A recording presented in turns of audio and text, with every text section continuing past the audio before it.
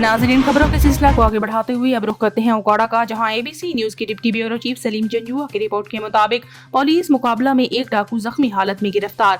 थाना हवेली लिखा की हदूद हिजरा रोड पर पुलिस मुकाबला, एक डाकू जख्मी हालत में गिरफ्तार, दूसरा फरार। दो मुसल्लह डाकू शहरी से 47,000 रुपए और मोटरसाइकिल असलह के जोर पर छीन कर फरार हुए। डाकू माता फाटक पर पहुंचे तो नाका पर मौजूद पुलिस देखते ही फायरिंग शुरू कर दी। पुलिस ने हिफाजत खुद इख्तियारी के तहत जवाबी फायरिंग की, जिसके नतीजे में एक डाकू अपने ही साथियों की फायरिंग से जख्मी हो गया। इब्तदाई तफ्तीश में जख्मी डाकू की शनाख्त सईद के नाम से हुई। खतरनाक जख्मी डाकू 10 से ज्यादा संगीन जुराइम में मुलव्वस पाया गया। जख्मी डाकू से छीनी गई मोटरसाइकिल, नकदी और असला बरामद।